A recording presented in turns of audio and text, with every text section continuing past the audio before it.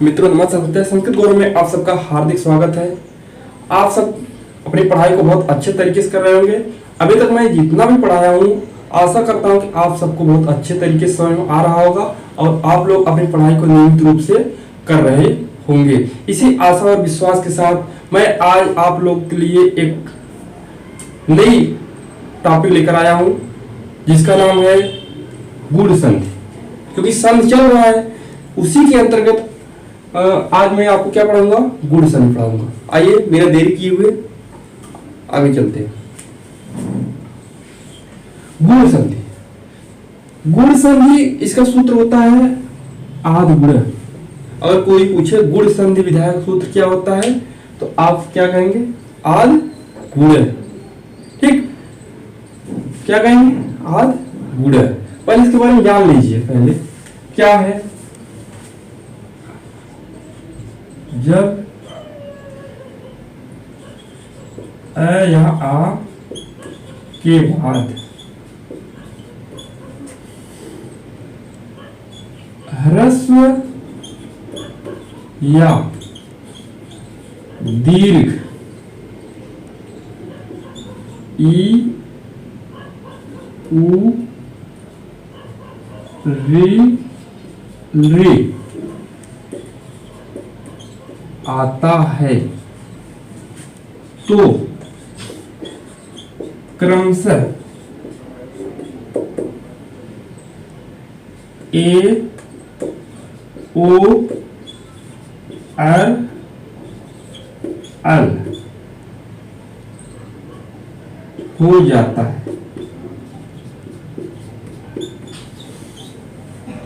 देखिएगा, आत गुण, आत के आत मतलब आ या आ के बाद कोई जो स्वर मतलब कि ई उ री रे ह्रस्व हो या दीर्घ, अ या आ के बाद ह्रस्व या दीर्घ ई उ री रे आता है तो क्रमशः ए ओ आर अल हो जाता है। समझ में आया? ध्यान दीजिएगा, गुण संधि यही कह रहा है। गुण संधि में क्या क्या बनता है, ए बनता है, ओ बनता है, अर बनता है और अल बनता है। ये चार शब्द जो हैं आपके गुण संधि में बनते हैं। ये चार शब्द जो है आपके गुण संधि में बनते हैं। तो ये चार ही शब्द को आपको ध्यान दीजिए, क्योंकि मैं इसके पहले जब दीर्घ संधि पढ़ा रहा था मैंने आपको बताया दीर्घ संधि में जितने भी अक्षर हैं सब दीर्घ बनेंगे, जितने भी स्वर हैं सब क्या दीर्घ बनेंगे। आ बताया था, ई बताया दीर्घ ई, दीर्घ उ ना, दीर्घ री। ये मैं आपको पिछली कक्षा में बता चुका हूं। आज मैं आपको गुण संधि पढ़ा रहा हूं। गुण संधि जो सूत्र था आद गुण, क्या है, आद गुण। अब देखिएगा, अब ये आद गुण कहता क्या है और करता क्या है, इसका मतलब समझिए। पहले जब अ या आ के बाद, अ या आ के बाद ह्रस्व या दीर्घ ई उ री स्वर जो है आता है ना, स्वर जो है आता है तो क्रमशः ए ओ आर अल हो जाता है। ध्यान दीजिएगा, पहले एकदम समझ लीजिए। यही कह रहा है, ऐसे समझ लीजिए, पूर्ववर्ती प्लस परवर्ती। पूर्ववर्ती का मतलब होता है पहले और पर का मतलब होता है परवर्ती मतलब बाद में। ठीक, यही कह रहा है अ या आ के बाद अगर ई या दीर्घ ई आता है, ह्रस्व ई या दीर्घ ई आता है तो क्या हो जाता है, ए हो जाता है। क्या होता है, ए हो जाता है। फिर अ या आ के बाद अगर ह्रस्व उ या दीर्घ उ आता है तो क्या होता है, ओ हो जाता है। ध्यान दीजिए, बहुत ही सिंपल तरीके में एक बार समझ जाएंगे ना, फिर कभी आप भूलेंगे नहीं। गुण संधि निश्चित रूप से ये मेरी गारंटी है, कभी फिर आप दोबारा भूलेंगे नहीं। अब देखिए अ या आ के बाद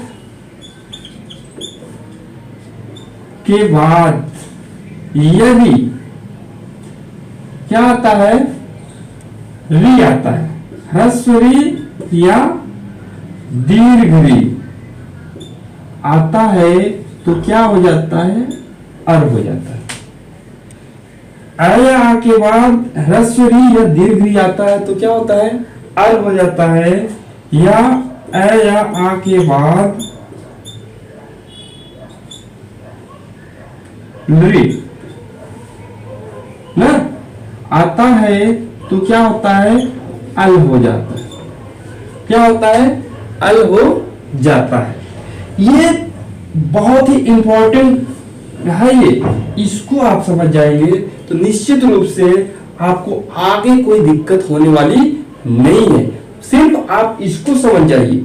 इस ये जो साड़ी है, अगर आपके जेहन में, दिमाग में ये बैठ गया एक बार ना, ये मेरी गारंटी है फिर आप दोबारा ये कभी भूलेगा नहीं। निश्चित रूप से बहुत ही इंपॉर्टेंट, क्योंकि ये सूत्र का सारा निचोड़ जो है इसी में क्या करता है, समाहित कर देता है। ये क्या है, ये क्या कह रहा था, ये जितने भी ये जो इसका स्टेटमेंट था, ये क्या कह रहा था, यहाँ पर मैं आपको एक सिंपल से शॉर्टकट में यहाँ आपको दर्शा दिया हूँ। कैसे ए बनेगा, कैसे ओ बनेगा, कैसे अर बनेगा और कैसे अल बनेगा, ये मैं आपको बताने जा रहा हूं। ध्यान दीजिएगा सिर्फ आप। मैंने यही कहा कि जब आया आ के बाद, फिर से बता रहा हूं, ध्यान दीजिएगा, आया आ के बाद ह्रस्व या दीर्घ, ह्रस्व या दीर्घ स्वर कौन कौन, ई उ री आता है तो क्रमशः ए ओ अर अल हो जाता है। जब आया आ के बाद दीर्घ ई या ह्रस्व ई आए तो हमको करना क्या है, ए करना है। क्या करना है, आंख मूंद करके क्या करना है, हमको ए बना देना है। क्या, जब आया आ के बाद ह्रस्व ई या दीर्घ ई आता है तो हमको आंख मूंद करके क्या करना है, एक कर देना है।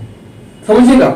या आ के बाद ह्रस्व उ या दीर्घ उ आता है तो हमको क्या करना है, उ कर दे। अभी इसका उपयोग होगा, ध्यान दीजिएगा, हमको उसको ओ कर देना है।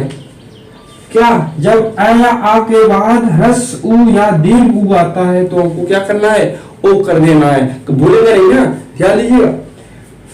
आ के बाद री या ह्रस्व या दीर्घ री आए तो क्या कर देना है, उसको अर कर देना है।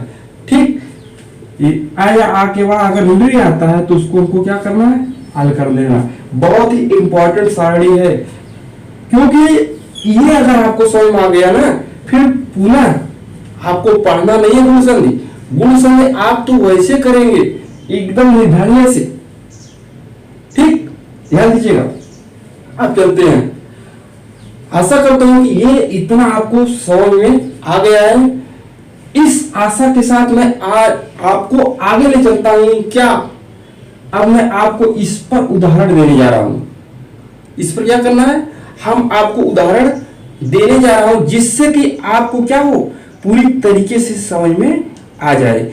चलिए एक उदाहरण है, देख लीजिए पहले। उपेंद्र, क्या है, उपेंद्र उदाहरण है, उपेंद्र है। अब इसका संविच्छेद करिए, उपधन इंद्र, संविच्छेद करिए तो क्या मिलेगा, उपधन इंद्र बराबर उपेंद्र। ठीक, उपधन इंद्र बराबर उपेंद्र। अब देखिए क्या होता है, अब इसको हम और तोड़ते हैं, इसको हम क्या करते हैं, तोड़ते हैं। देखिए कैसे, उप के प में जो अ है इसको हम क्या करते हैं, बाहर ले लेते हैं। उप के प में जो अ था उसको हमने क्या किया, बाहर ले लिया। जब अ को बाहर ले लिया तो फिर आगे इंद्र ना, इंदिरा कर दिया। इसको और थोड़ा सा सिंपल करते हैं, साधारण करते हैं, जिससे कि आपको और आसानी से क्या हो, समझ में आ जाए। अब देखिएगा, उप धन अ, अब इंदिरा के ई को हम क्या करते हैं, बाहर कर लेते हैं ना। ई को क्या किया, बाहर कर लिया, ठीक, द्र को अलग कर दिया। अब देखिए, अब यही सूत्र कह रहा था, जब अ या आ के बाद ई या ई आता है तो क्या होता है, ए हो जाता है। सूत्र ने यही कह रहा था ना, अ या आ के बाद अगर ई आता है ना, चाहे ह्रस्व हो चाहे दीर्घ हो, तो क्या होता है, ए हो जाता है। यही कहा था। तो देखिए यहां आ आया है और यहां क्या है, ई आया है। आ इधर आया था और इधर क्या है, ई है। आ और ई मिलकर क्या बना दिया, ए बना दिया। इसमें क्या कह रहा था, आ या आ के बाद ह्रस्व ई या दीर्घ ई आता है तो क्या होता है, ए हो जाता है। क्या होता है, ए हो जाता है। तो बना ना, क्या बना है इसमें, ए। तो ए किस संधि में बनता है, तो आप पूछे, अगर कोई पूछता है ए किस संधि में बनता है, तो आप बताएंगे क्या, गुण संधि में बनता है। किसमें, गुण संधि में बनता है। ये समझ में आया होगा। ध्यान दीजिएगा, एक बार अगर समझ में आ गया तो फिर कभी आप भूलेंगे नहीं। इधर देखिए, हितोपदेश, हितोपदेश देखिएगा इसमें। अब देखिए, हितोपदेशक, अगर इसको हम विच्छेद करते हैं तो ये मिलता क्या है, देखिएगा, हित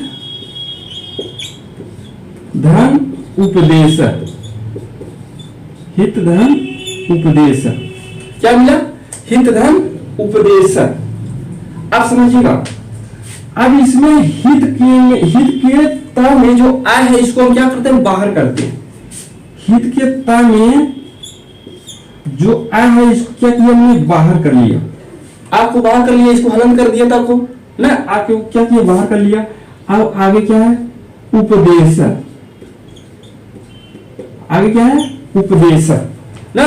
अब और इसको आसान करते हैं थोड़ा सा, कैसे, देखिएगा, हित के त में जो आ था, इसको क्या किया था, बाहर किया था, प्लस उपदेशा के ऊ को हमने क्या किया, बाहर कर लिया, और इसको क्या किया, अलग कर दिया, उपदेश ना। अब इसको जब अलग कर दिया, अब देखिए, आ और ऊ को क्या करते हैं, मेल कराते हैं।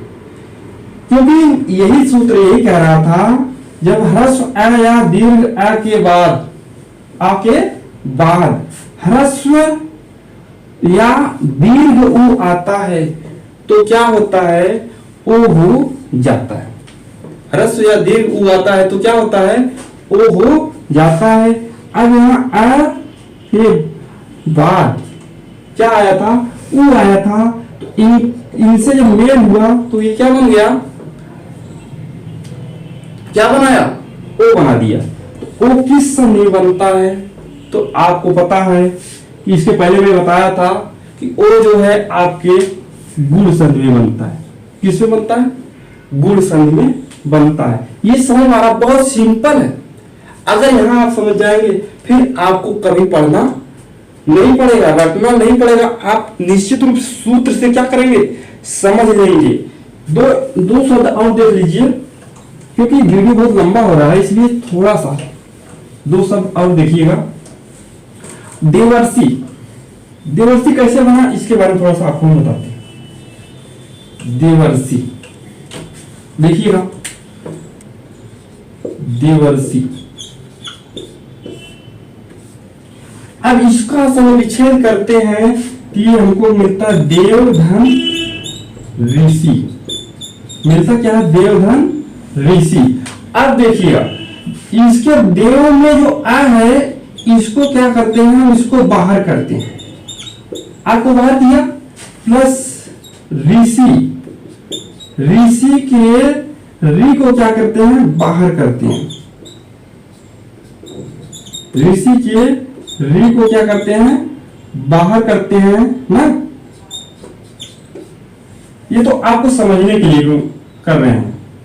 ठीक, अब देखिए इसमें क्या होता है, आ और री, मैंने आपको बताया था ह्रस्व आ या दीर्घ आ के बाद ना अगर री ह्रस्व या दीर्घ री मिलता है तो क्या होता है, अर हो जाता है।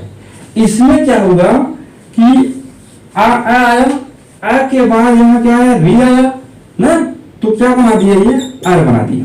क्या बनाया, अर बना दिया। अब देखिए देव अर सी, इस सभी को क्या करें, सभी को जब संयोजित करते हैं तो ये क्या बनाता है, देवर्षि।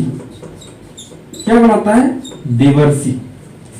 कोई दिक्कत, देखिए यहां आ आया था, यहां री आया था, आ और री मिलकर के क्या बना दिया, अर बना दिया। ठीक, मैंने इसके पहले भी आपको बताया था ह्रस्व आ या दीर्घ आ के बाद ह्रस्व री या दीर्घ री आता है तो क्या होता है, अर हो जाता है। तो इसी फार्मूले के साथ, इसी के साथ हमने क्या किया, देवर्षि में संधि विच्छेद किया और निश्चित रूप से आपको इस क्या होगा, समझ में आ गया होगा। इसके साथ आगे चलते हैं, एक और बचा हुआ है तवलकारः। क्या है, तवलकारः। ध्यान दीजिएगा, देखिएगा तवलकारः। अब देखिए इसको क्या करते हैं, तव विच्छेद करते हैं, इसका तव धन लकार है, इसको विच्छेद किया ना, तव धन लकारा। अब इसको और दो तरीके से सभी लोग किताब में जो भी शब्द हैं संधियां गुण संधि की, उसको उठाइएगा तो आप जिस तरीके से मैं आपको 2-3 स्टेप में बताया हूं वैसे आप भी करने का प्रयास करेंगे। तो जब आप प्रैक्टिस करेंगे तो आपको ये समझ में आ जाएगा। देखिएगा तव के जो वा है इसको हम क्या करते हैं, बाहर कर लेते हैं।